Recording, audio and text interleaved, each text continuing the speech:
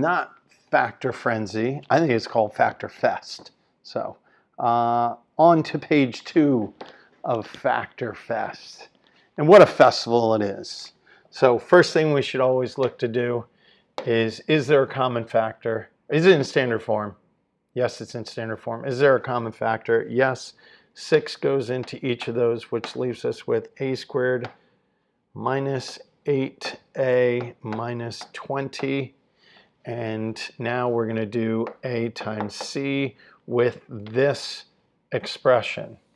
So if we do a is 1, c is negative 20, which gives me negative 20. Factors of 20 are 1 and 20, 2 and 10, 4 and 5. Signs are different. Since that's a negative, we know it's different. And the bigger of the two is going to be negative. And the signs have to be different. So these must be positive. And that leaves us with negative 19, negative 8, negative 1. Negative 8 is my middle. So I'm going to use these two terms. 6 times the quantity a squared plus 2a minus 10a minus 20.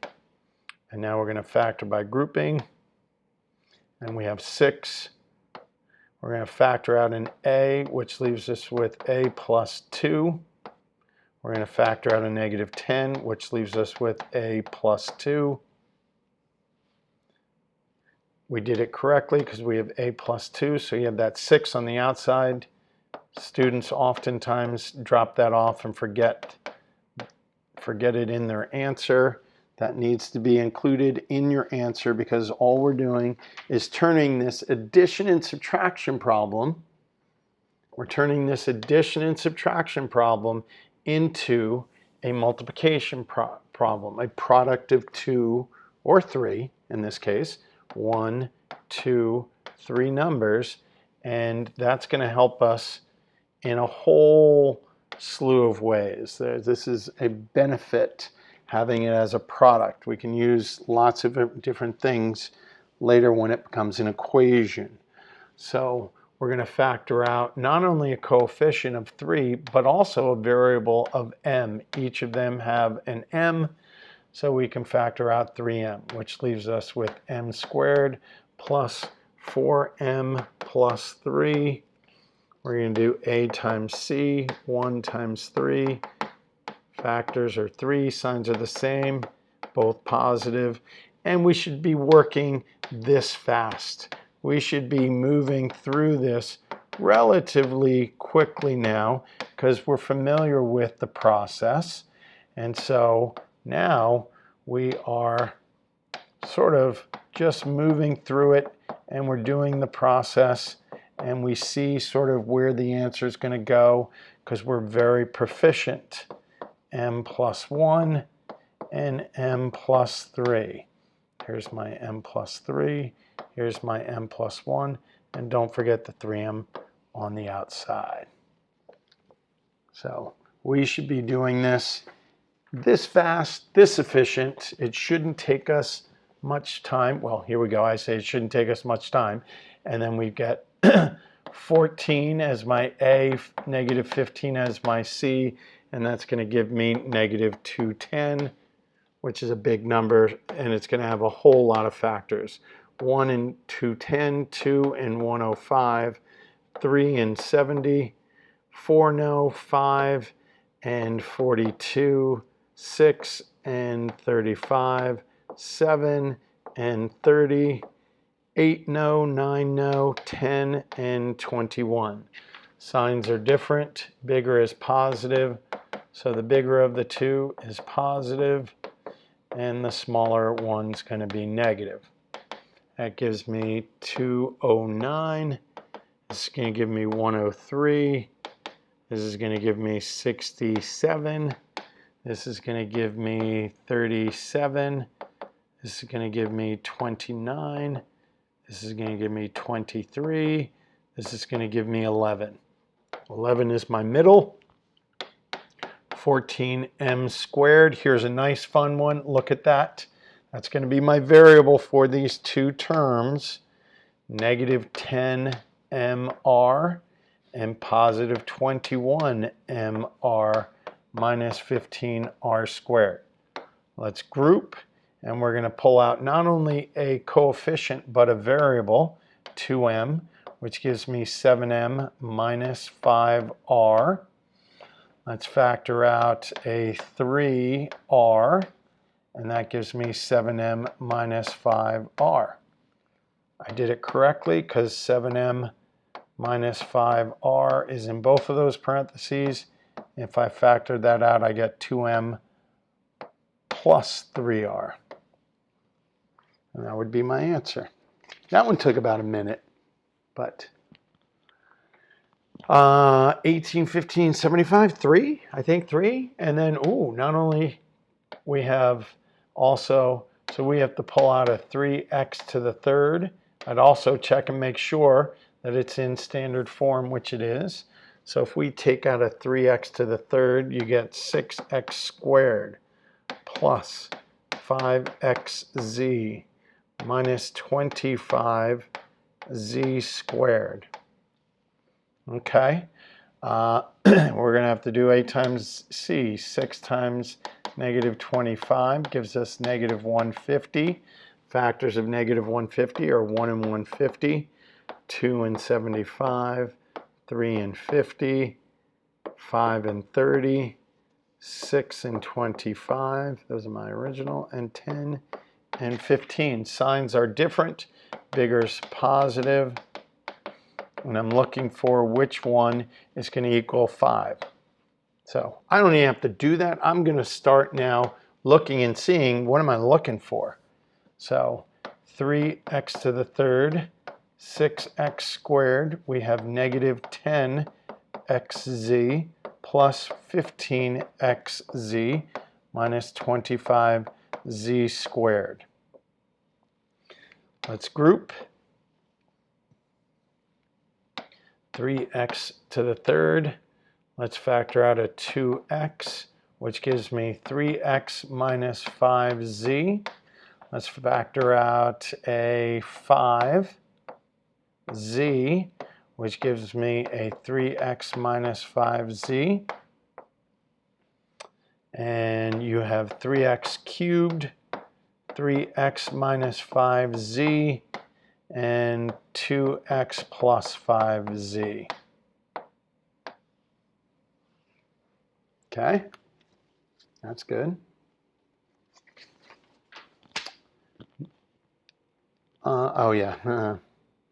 Let's take this. Nope. Let's take this. Let's cut it. Not copy. Well, we can copy. Let's delete this page because I made a mistake. Let's paste those directions in it, and that is the directions for number 23. Factor each perfect square trinomial. Oh, perfect square trinomial. It's actually produced by a binomial square is really what they're trying to say.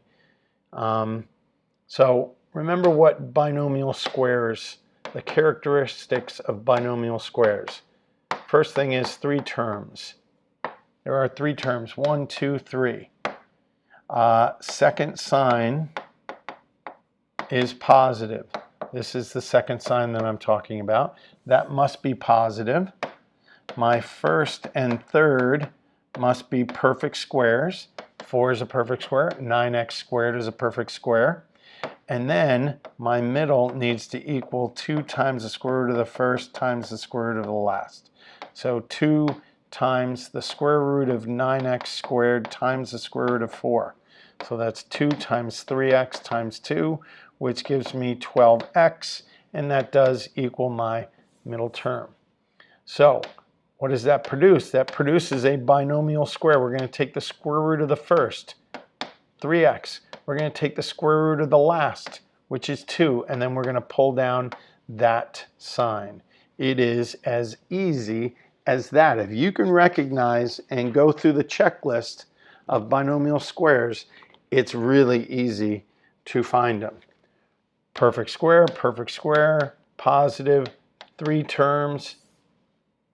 So let's reverse it. Let's do this. Let's do the square root of that. That's 4m. Let's do the square root of that. That's 5. And then we'll take that sign. And this is, remember, this is the square root of the first, square root of the last. If we multiply those two together, you get negative 20m. And if we double it, do we get that middle term? We do.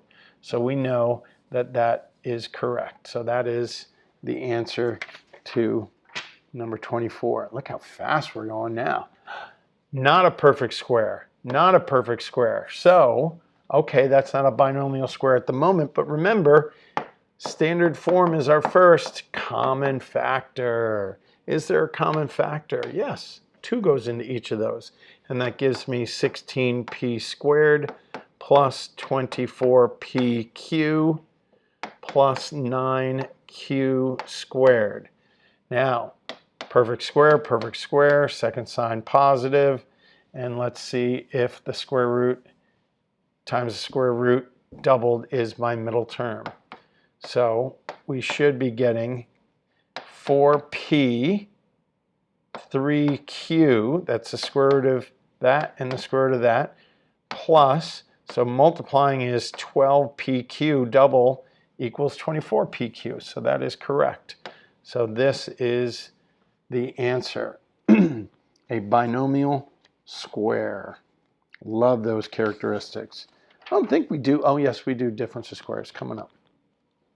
All right, perfect square, yes, this is fun. So square root of 4 is 2, square root of x squared is x, square root of y squared is y, plus square root of 49 is 7, quantity squared. So let's multiply these two together. That gives me 14xy. Doubled, does it equal that? Yes, it does. So I know I did it correctly. And that would be my answer.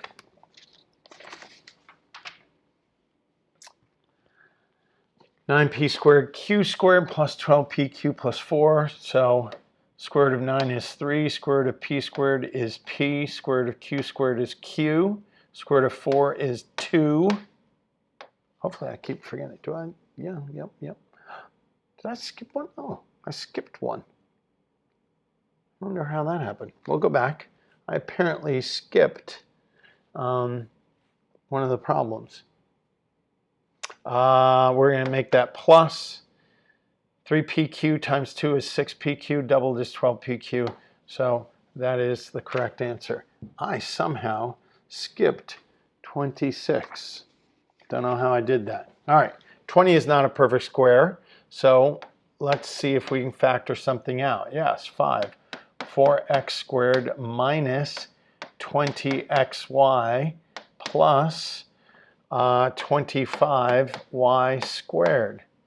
So perfect square, so let's test to see. 2x minus 5y, quantity squared. 2x times negative 5y is negative 10xy. Doubled is negative 20xy. So that worked. All right, let's go back to 29 now. We already did 28 and 27.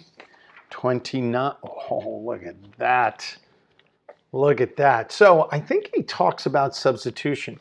We have a value. This is a box that's being squared. And this is the same box that's being multiplied by -6. And then there's a constant. So technically, we have this as our starting problem. Just understand that x equals a minus 3b. All we're doing is substituting an x into wherever we see a minus 3b. So we could rewrite this, and then we can see perfect square. So we would get x minus 3 quantity squared. That negative sign goes in there. X times -3 is -3x. Doubled gives me -6. So I know that this is correct. And now I can go back, and instead of writing x, now I can reverse this arrow, and I can insert what x was, which was a minus 3b, minus 3 quantity squared. So this is a nice little trick in being able to write what it's equivalent to and not get overwhelmed with all of this, because some students are going to simplify that out. They're going to square this. They're going to make a squared minus 6b squared plus 9b squared. Sorry, that is ab, 6ab. And then they're going to distribute this, and then they're going to create just a huge noise. This is actually pretty simple because they are the same things inside those parentheses. So that actually makes it really easy. Same thing again. We notice that we have the same thing. So this could be seen as x squared minus 10x plus 25. We notice perfect square. You also can see that this is a binomial square. Yeah, that's right. That's a binomial. That's a perfect square. This is a perfect square. So you could also see that and work it. But I think that this is probably easier when we substitute. So this is going to give me x minus 5 quantity squared. Remember what we substituted x was 2x plus y. So if we plug that back in for it, we get 2x plus y in for my x value minus 5 quantity squared. So that would be my answer. It's not too bad. Make sure it's in standard form. They oftentimes give that. All right, now you might get intimidated because you have sine squared. So instead of doing sine squared theta, that's a theta, you can just see this as 4x squared plus 4x plus 1. That's really all it is. And we see that that is 2x plus 1 quantity squared. And then what went into my x? So that is 2 sine theta plus 1 quantity squared. That's all that is. Not too bad, right? Do you see that? Hopefully you see it. Or am I making it too easy? Same thing. Now this is cool. This is cool because this doesn't look like a perfect square. It's not. It's not a perfect square. But we would take the square root of it. So this is 3 tan beta. I can't do the b yet. Minus, because that sign's always going to go, and then it's the square root of 3 quantity squared. So that's, remember, and then if we multiply these two, you get 3 rad 3 tan beta, and if we double it, that gives us 6 rad 3 tan b, which ends up being that. Yes, negative, sorry, negative. That's that negative there. So it would have given it. So we know we did it correctly. We know that it's correct. That's hard. That's a tricky one. It's a good one, but you can do it. I think you can do it. Factor completely each difference of two squares. So difference of squares is two terms. Here are the characteristics. Two terms, subtraction between the two, and both are perfect squares. Perfect square, subtraction, two terms. So we're going to take the square root minus the square root and the square root plus the square root. Now, we can take a little second because if we have, these are called conjugates. Conjugates are opposites, kind of like opposites. So if you have x plus 3, x minus 3. And if we foiled this, if we do FOIL, first, outer, inner, last, first, outer, inner, last, you get x squared minus 3x plus 3x minus 9. And we notice what happens with our outside and inside. Our outside and our inside cancel and leave us with x squared minus 9. So this equals x squared minus 9. It's two terms because my middle term are opposites of each other because they're conjugates. So when we see that, we know that we're just taking the square root of each of those and then we're producing conjugates. So we're going to have a plus 4 and a negative 4. And think about it. What if we multiplied negative 4 times positive 4? we get negative 16. What happens to our outside and inside? That's 12x and negative 12x, and they cancel. And we're left with our firsts. So the difference of squares, notice this is the difference, the subtraction of two squares produce conjugates. Remember that. The difference of squares produce conjugates. I would make your math teacher very happy. 4k minus 5, 4k plus 5. It's as easy as that. Square root of 16k squared is 4k, square root of 25 is 5. And even as these get more technical, which not this one, this is 5x minus 3p and 5x plus 3p. That's not hard yet, but it's coming. Got a handful of them left. Now, a lot of people would look at this and they go, oh, perfect squares. But this one is a trick one. Not because of z to the fourth, just because there is a common factor. And so if you don't take out the 9, which gives you 4t squared minus 9z to the fourth, then you kind of, you get these, you get 6t minus 9z